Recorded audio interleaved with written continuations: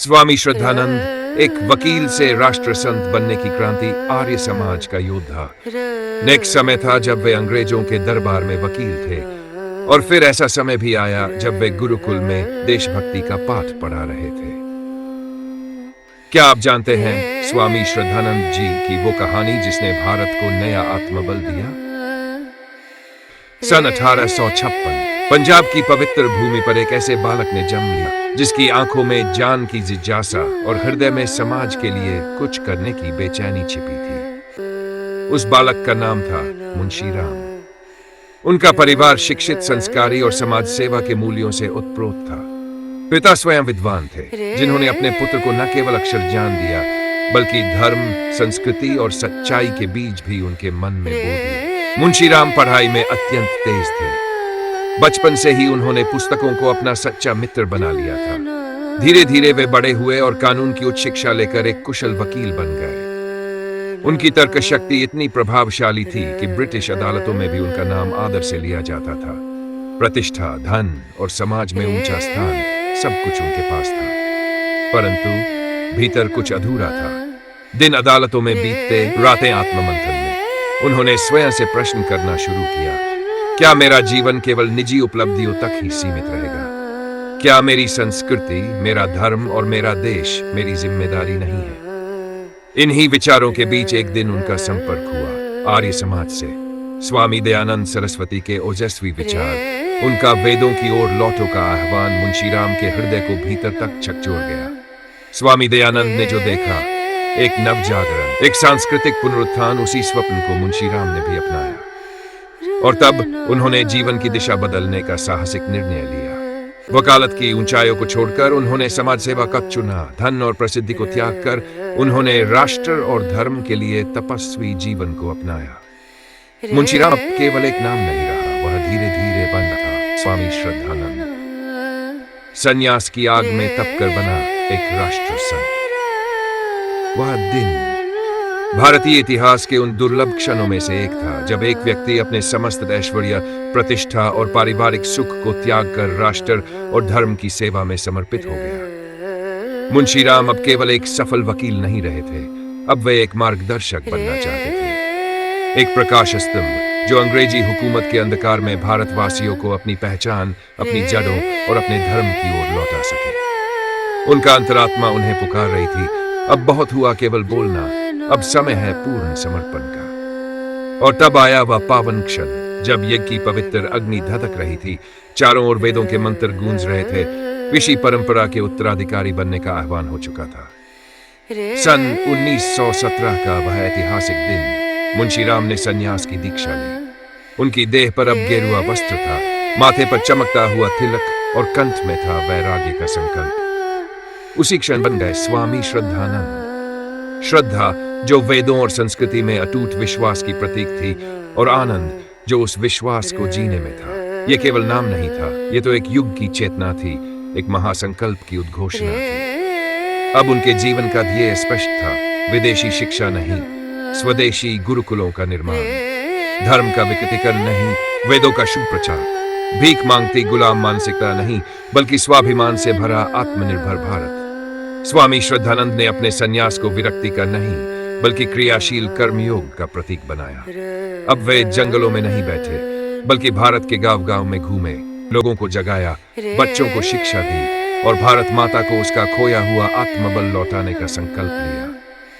यह त्याग नहीं था, यह तप था, यह संन्यास नहीं था, यह निर्माण था, और यह परिवर्तन नहीं था, यह एक क्रांति थी जो आने वाले वर्षों में भारत को हिला देने वाली थी। गुरुकुल कांगड़ी, शिक्षा का स्वदेशी क्रांति का केंद्र। स्वामी श्रद्धानंद ने समझा कि भारत को केवल राजनीतिक स्वतंत्रता से कुछ नहीं मिलेगा जब तक हम अपने लोगों को मजबूत मन, स्वच्छ आत्मा और संस्कारों से लैस नहीं करते। इसी विचारधारा को लेकर सन 1920 के दशक में उन्होंने हरिद्वार के पवित्र नगर में एक अनूठा गुरुकुल स्थापित किया, जिसका नाम था गुरुकुल कांगड़ी।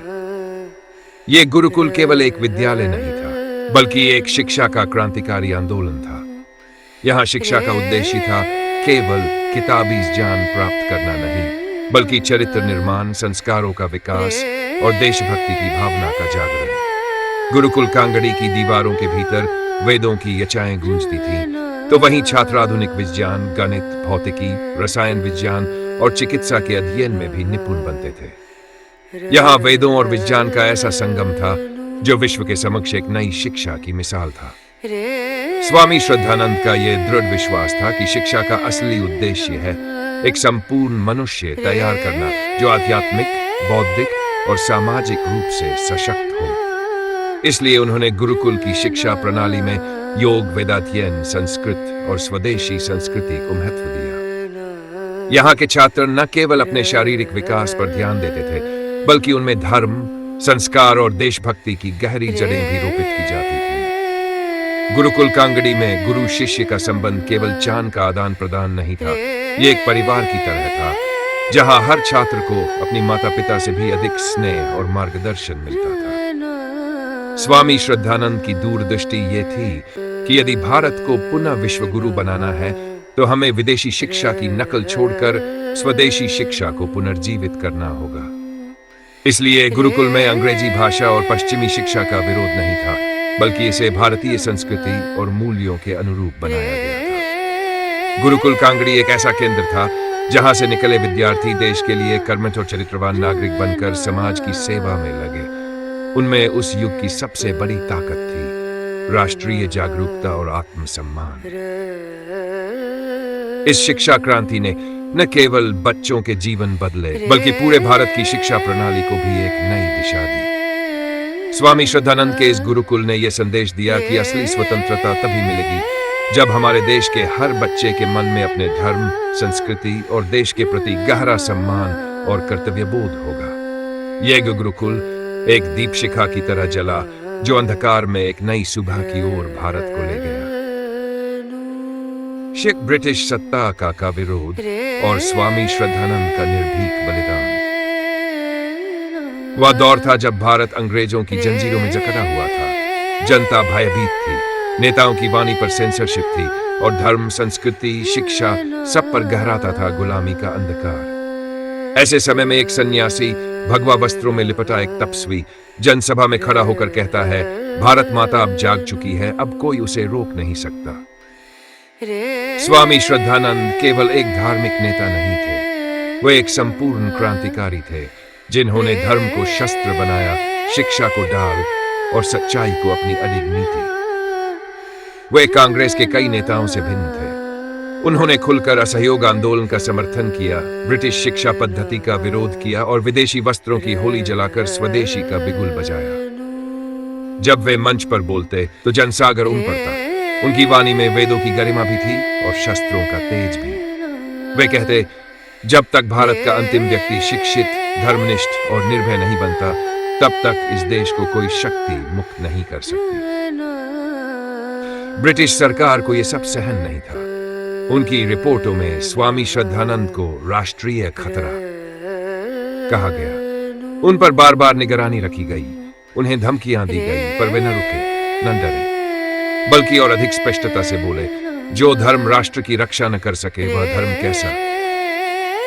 उन्होंने शुद्धि आंदोलन चलाया। हजारों लोगों को जो किसी कारणवश हिंदू धर्म से भटक चुके थे, उन्हें वापस सनातन की गोद में लाया। यह आंदोलन इतना प्रभावशाली था कि विदेशी ताकतें और कुछ कट्टरपंथी संगठन भी उन्हें अपना शत्रु मान बैठे। लेकिन स्वामी श्रद्धानंद के लिए कोई भी विरोध मायने नहीं रखता था। वे कहते, जिस पथ पर धर्म और राष्ट्र हो, उस पथ की बाधाएं ही तपस्या है। और यहीं से शुरू होता है उनके बलिदान की पवित्र गाथा, जो न झुका, न डरा और जिसने भारत के भविष्य के लिए अपना वर्तमान बलिदान कर दिया। शहादत और सनातन चेतना की अमर ज्योति। वह दिन 23 दिसंबर 1926 दिल्ली की गलियों में हलचल थी। हजारों लोगों की निगाहें एक महापुरुष पर थी, स्वामी श्रद्धानंद जी, जिन्होंने अपने जीवन को धर्म, देश और समाज के लिए अर्पित कर दिया था। उन दिनों वे शुद्धि आंदोलन का नेतृत्व कर रहे थे, उन सभी भारतीयों को पुनः सनातन धर्म में लाने का प्रयास जो कभी मजबूरी, भय या छल से अपने मूल धर्म से दूर कर दिए गए थे। यह आंदोलन समाज को जागृत कर रहा था, लाखों लोगों की आत्मा को स्पर्श कर रहा था पर इसी के साथ कई कट्टरपंथियों की नींद भी उड़ा रहा था। और फिर एक युवक आया, अब्दुल रशीद, जिसने मिलने की विनती की। स्वामी जी ने किसी भय या शंका के बिना उसके लिए अपने द्वार खोले। वो हमेशा की तरह शांत और मुस्कुराते हुए मिले, लेकिन नियति ने उस दिन कुछ और ही लिख रखा था। अब्दुल रशीद ने पिस्तौल निकाली और निहत्थे पवित्र तपस्वी सन्यासी पर लगातार 3 गोलियां चला दी। पहली गोली हृदय को छेदती हुई, दूसरी आत्मा की आहुति जैसी, तीसरी भारत माता के एक सच्चे पुत्र को चुप कर देने वाली। अस्पताल ले जाया गया, परंतु ईश्वर ने जैसे उन्हें उसी दिन अपने पास बुला लिया था। भारत ने एक सपूत खो दिया और इतिहास ने एक शहीद को पा लिया। उनकी हत्या मात्र एक व्यक्ति की हत्या नहीं थी, यह सनातन विचारधारा पर हमला था, आर्य समाज की चेतना पर प्रहार था। लेकिन इस बलिदान ने ही वह अग्नि जगाई जिसने आर्य समाज, स्वदेशी शिक्षा और धर्म रक्षा को और अधिक प्रबल बना दिया। आज स्वामी श्रद्धानंद जी हमारे बीच नहीं है, परंतु उनका विचार, उनका जीवन हर उस व्यक्ति में जीवित है जो भारत की आत्मा को पहचानता है, जो धर्म की रक्षा को जीवन का उद्देश्य मानता है। उनकी शहादत ने एक बात सिद्ध की कि शरीर मिट सकता है पर विचार नहीं। सन्यासी मर सकता है पर उसकी दी हुई चेतना युगों तक अमर रहती है।